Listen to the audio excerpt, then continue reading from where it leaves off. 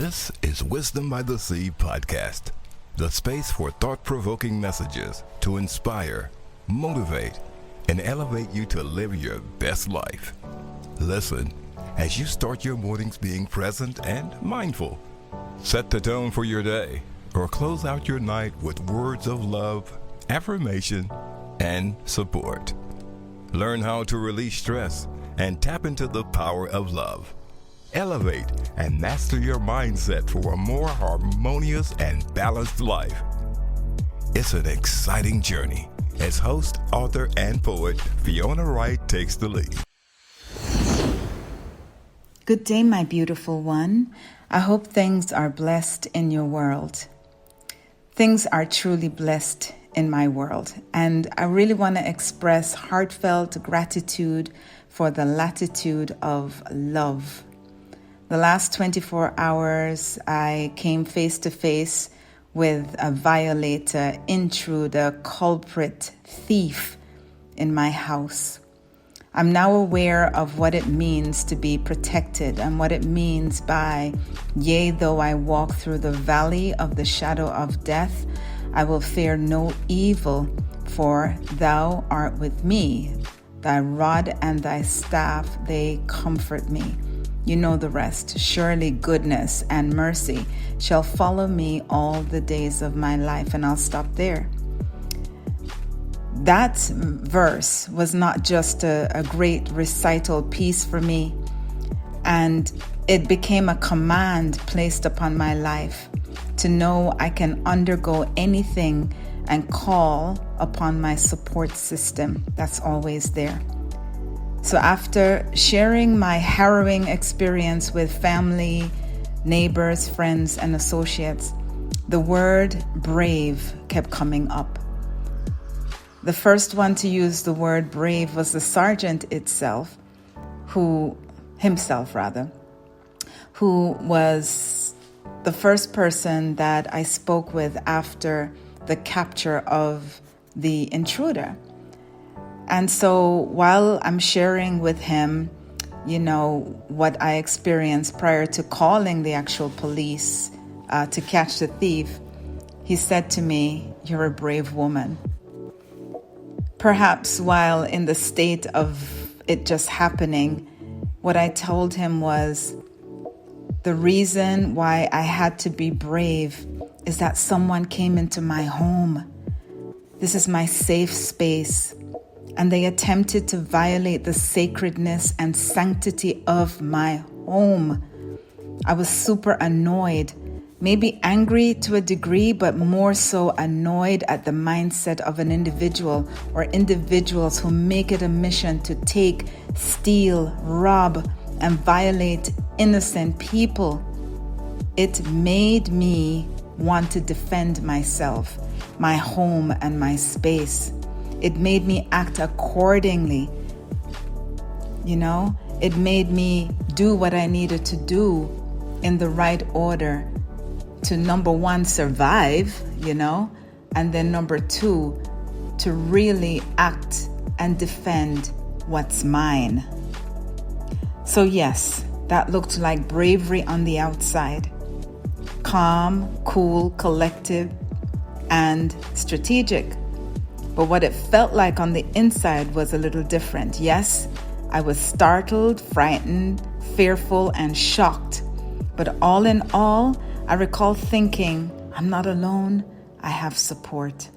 I leaned into that knowing that it's just real, like breathing. I have support. It allowed me to hear the small, still voice telling me what to do, how to do it without losing myself totally into fear and panic. This trust in the Creator, whose rod and staff is available to comfort me, did just that. And as I look back at this experience, I recall a few practical lessons as well. I'd like to share a few of those that hopefully, if you're faced with a situation, a grave valley situation similar to this, that you'll think about using some of these practical lessons that I pulled out of this. Number one, keep your mobile phone charged at all times. and keep it close to you at arm's reach. If you're in a place or a space that requires the purchase of data for your phone, in other words, if you have a phone that depends on just Wi-Fi, in case you have to move from the Wi-Fi tower or strength, the data on your phone can still help you in terms of being able to make a phone call, etc. Number 2, save critical phone numbers for the police, emergency backup, for friends, that person who will answer the phone at 3 a.m. Just make sure that you have a list on speed dial on how to reach those important people. Number 3, find time to plan an emergency exit should you become faced with an unfortunate situation that includes the violation of your home, or if you're at a public space, look for the exit signs. Just things like that. Kind of pre-plan your space. A lot of times when we're in our safe space, our guard is down, as well as it should be. This is the place where you should be your most comfortable.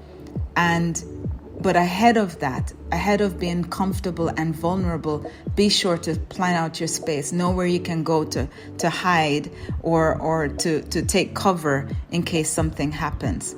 And also be able to go into a space where you can call for help. The next thing is don't panic. Fear can cripple our thinking and skew our actions. In my situation, even though I was fearful, I didn't allow it to take over.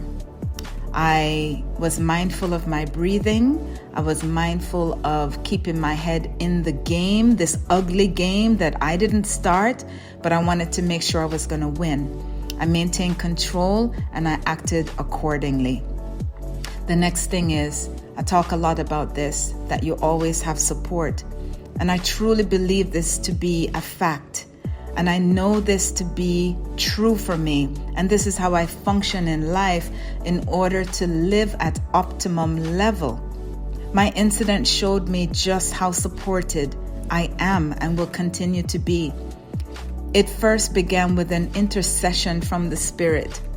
I was able to hear the voice from the Most High showing me exactly what to do. First of all, the Spirit woke me up, right? Woke me up and said, wake up.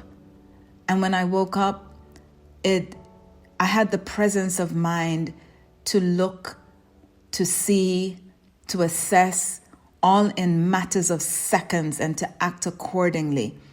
And so it didn't give me time to panic and freeze. I just went into action mode. But this was because I maintained control and paid attention to support that we often get from the Most High and from the Spirit, just getting that nudge that tells you what to do. Also, support really showed up after the fact, where I had calls and visits and ongoing support from family, friends, neighbors, associates, the authorities. I mean, the outpour of love and support was beyond what I expected. And speaking of support, I guess I could nudge this one in.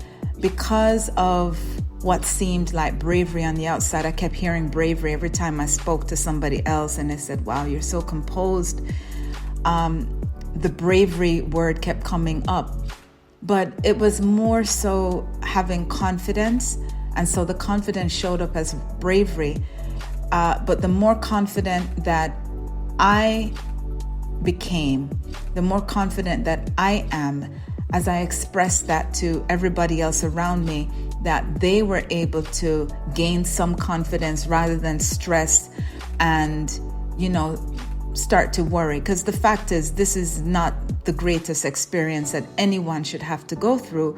So yes, the natural instinct is for us to worry and start stressing and feeling uncomfortable in our own homes, because we've heard the horror stories. So this is a real thing. But for me, I was able to, and this is the next thing, gain perspective. This experience, as I mentioned, could have easily crippled me even afterwards, to be panicked and to create anxiety attacks, because if you don't deal with it right up front, it could linger as anxiety. I would be fearful for going to sleep. I would be skeptic around being around people. The trust factor would just die, But I refused to live that way. And once I got through this experience, the first night going to bed, truth be told, was work. I had to put in some work. My mind field was pretty active. My detective mind was pretty active. I felt like a bulldog, hearing every sound, every movement, and allowing that to happen before resting is a recipe for disaster, right? Chances are I would be up all night hearing all kinds of things. But in having the mindfulness, which I did, I recalled all the steps that I'm sharing with you now, and I allowed my mind to go through everything about the preparation, about knowing I have support, about knowing that I will be fine, that all is well, and it will continue to be so. I leaned into this. And so, yes, that looks like bravery, but this is leaning into the fact of knowing who you are and knowing whose you are. That's what gave me confidence, and that's what can give you confidence in your valley moment. So, as I move forward, I do want to give thanks for being able to act and react from a position of strength, not from a position of weakness and fear. Acting from a position of strength helps to activate the power that's already inside of you. And I am a witness that this really works. Beyond words, this really works in that valley moment. So today, as we think about valley moments, we can always remember that even in the moment of terror and fear, that we can call on our support system. We can call on our creator, the creator of our very being. We can activate the power that's within us and allow the support to just show up and guide us in this moment. So I do want to give thanks to the creator. I want to give thanks to the universe.